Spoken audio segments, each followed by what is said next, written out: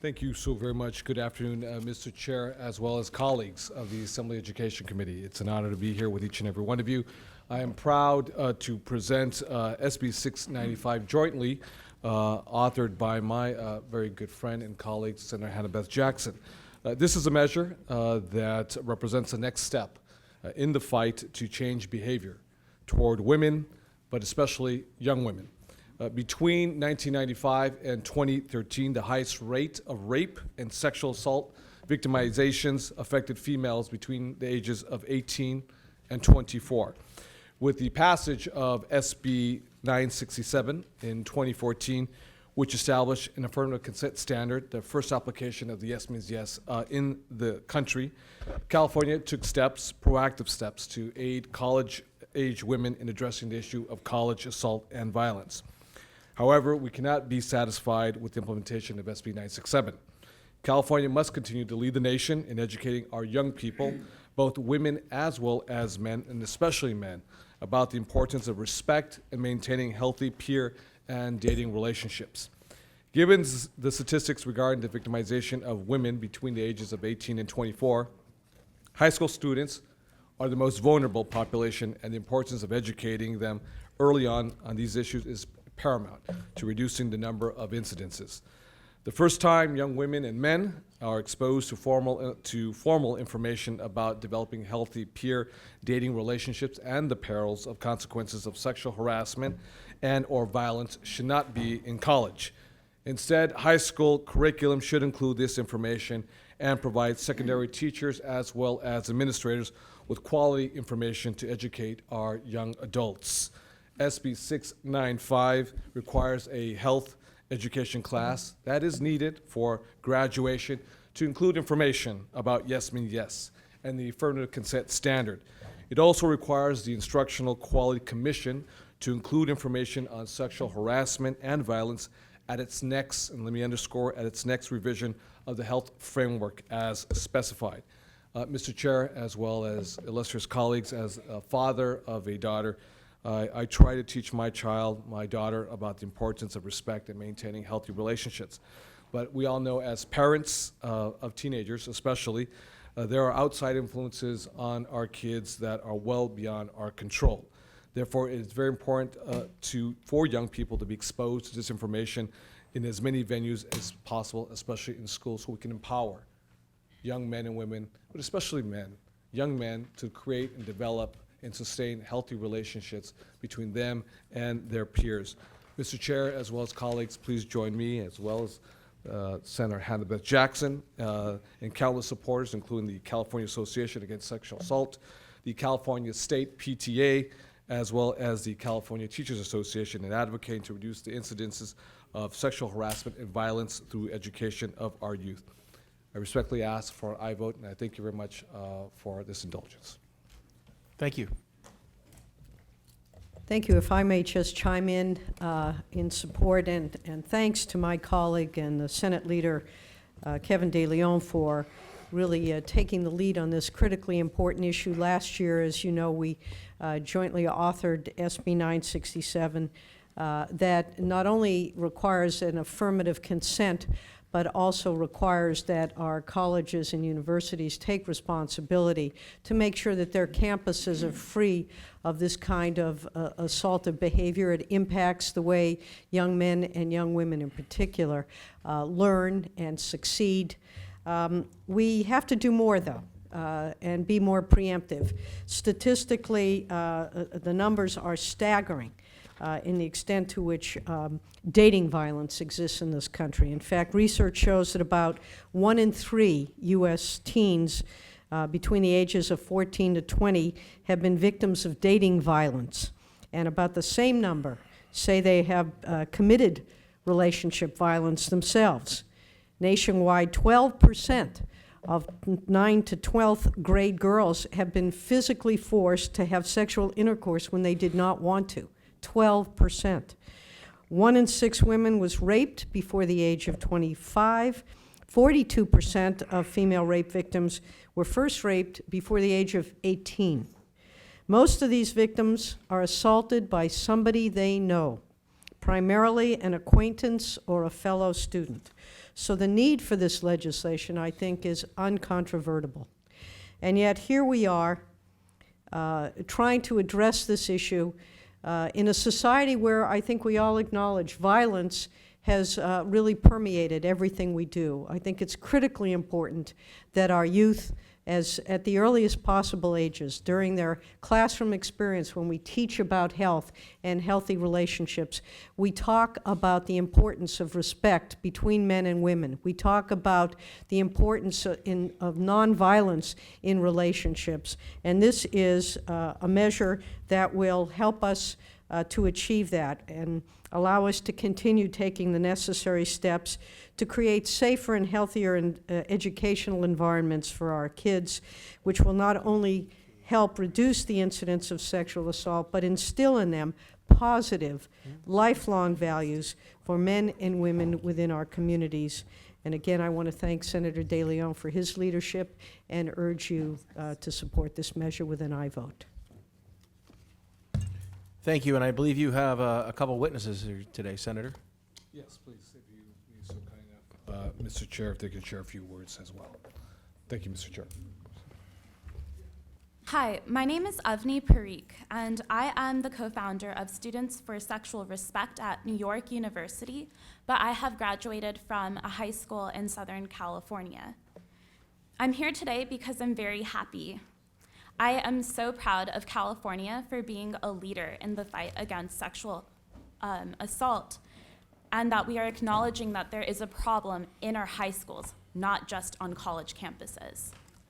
While I was a student in high school, I observed that many of my peers were suffering from abusive relationships, and that there were many peers who were assaulted at parties. We did not have at that time an proper education to help us combat falling into patterns that would cause us to become victims of very unnecessary circumstances.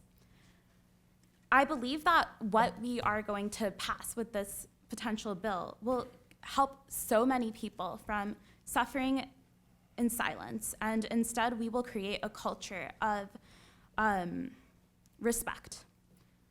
We will no longer be saying boys will be boys when unfortunate incidences do occur. I believe that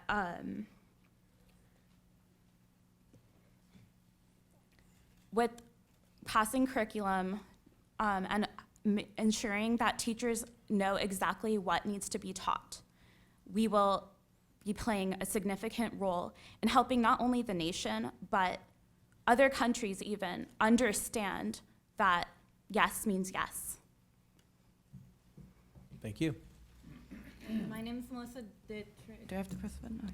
Okay. My name is Melissa Dittrich. I'm a sociology major at UC Davis and also a member of the Women's Health Club on our campus. We came up to the Capitol last year to support SB695 and affirmative consent, and I just want to say I also support this bill and think it's great that we're trying and hopefully going to bring affirmative consent into high school education classes.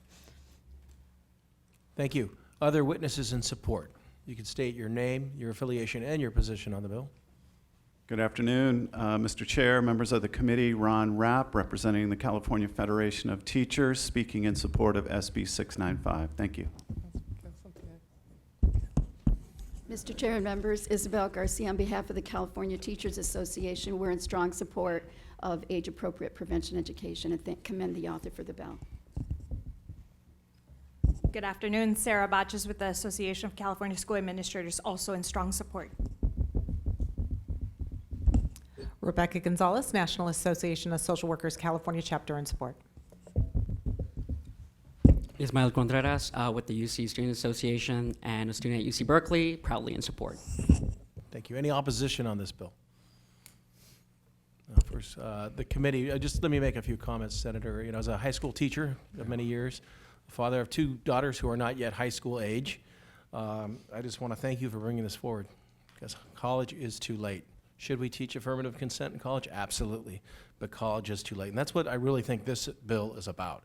So I appreciate that very much. Thank you very much, Mr. Chair. I know through your many years, at least 2 decades, as being a public school teacher, but especially high school teacher, and with a daughter who's soon to be in her preteens and about to enter middle school. As a father, obviously, you can really relate, so I appreciate very much your comments. Okay, thank you. Mr. Chavez. Thank you. Senator, I appreciate the bill.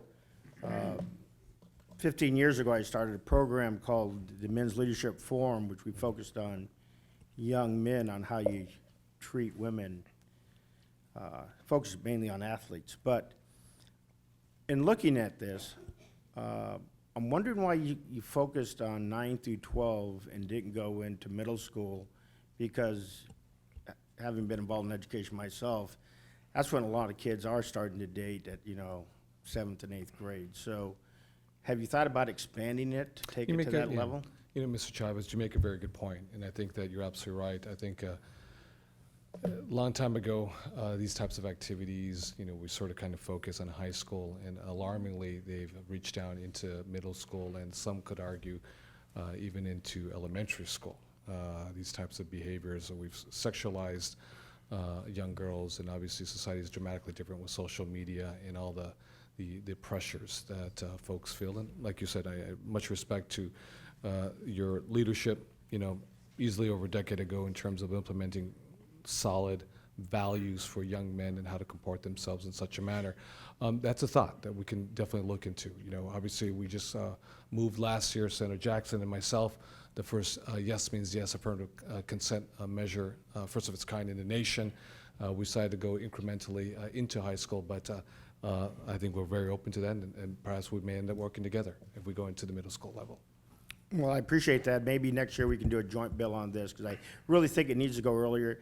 Conduct, social conduct needs to be part of the environment, the culture.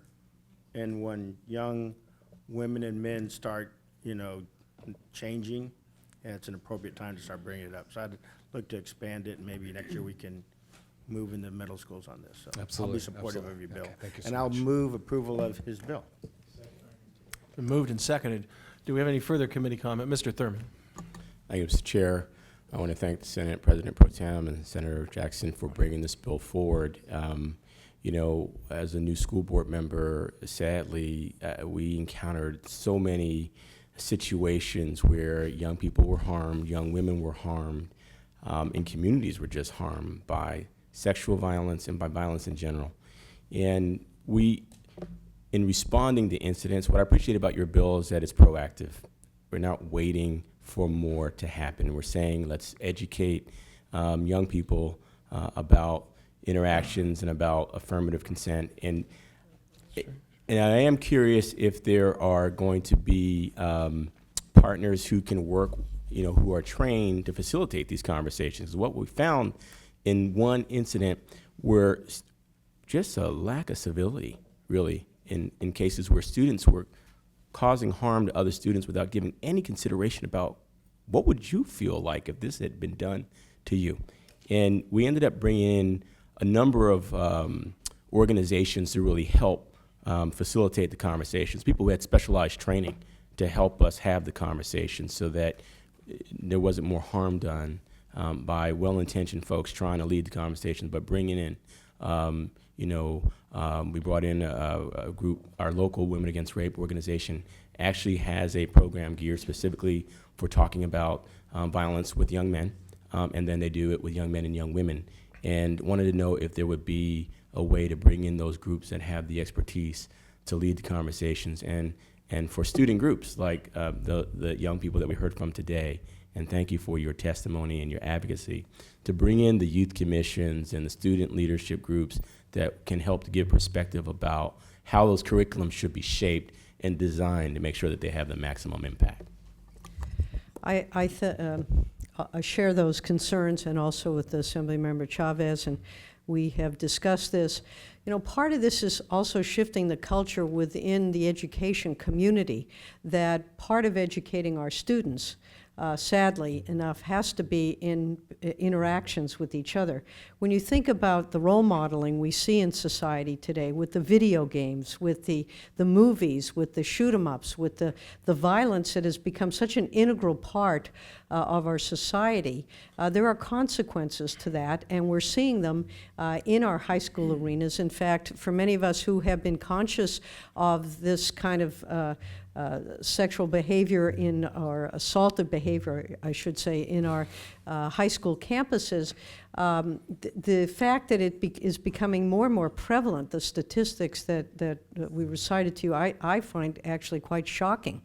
But the colleges, the high schools, and perhaps even at lesser grades have failed to keep up, I think, with the realities of what our society, what our young people are being exposed to. And this is how they are learning, especially as Mr. Chavez pointed out, when they hit puberty and they're really starting to try to identify themselves with their, what makes a young man, what makes a young woman a woman. And we are not doing a good job as a society teaching those healthy relationships. So I think this is a clarion call to our schools and to our high schools that this is going to be part and has to be part of the educational experience, because without that, we see statistically, particularly with young women who are the victims of assault, their functioning, their ability to perform, their desire to graduate school and to graduate college is significantly impacted. So it is, I think, our collective hope that with this legislation, high schools will reach out to the experts in the community and will start taking this issue not only seriously, they may now, but consider themselves to be part of the solution. If I may add, Mr. Chair, through the chair, for Mr. Thurman, and I can appreciate your perspective, the lens in you view the world as a father, as a former school board member as well, in a very challenged community, very similar to the community I represent. Richmond, full of vibrancy, good, hardworking people, beset with many challenges to try to get through the day, and working with stakeholders outside of the community, community-based organizations, individuals who have the expertise, who have dealt with this. We worked on similar legislation with 967 to have external groups come and work with administration, work with campus administrators, folks who have the expertise, the professional expertise with psychotherapeutic services, and helping to develop and shape curriculum with the 501c3s, as well as working with our local teachers association, as well as our local administrators. I think they can work perfectly in concert with each other to, again, to shape, and create different norms and mores. So again, the end goal objective is obviously to minimize the misogyny that's so pervasive within our pop culture. That's such a powerful force for young men and women, irrespective of your ethnicity or zip code, and just to develop these very healthy relationships among peers themselves. So I think that's a wonderful idea, which will definitely be part of this measure. Again, thank you to both authors and to the two witnesses who spoke today. I'm happy to support your bill. Thank you very much. Thank you so much. Thank you, Senator. And I appreciate the conversation here today. It's about being proactive. And I very much appreciate that males were part of this conversation too, because they should be. And I think that shows how far we've come, but this bill, the need for this bill shows how far we need to go. And there's probably more to do after that. So I thank you for bringing this forward. If you both would like to close. I think that'd be our close. So with that, I thank you very much for your indulgence to our wonderful colleagues in the Assembly, and we respectfully ask for an aye vote. Yeah, Madam Secretary, call the roll. The The motion is due pass to appropriations. O'Donnell. Aye. O'Donnell, aye. Chavez. Aye. Chavez, aye. Kim. Aye. Kim, aye. McCarty. Aye. McCarty, aye. Santiago. Aye. Santiago, aye. Thurmond. Thurmond, aye. Weber. 6 votes. It's out. The bill is out. Thank you both. Thank you very much, Mr. Chair. Thank you, colleagues.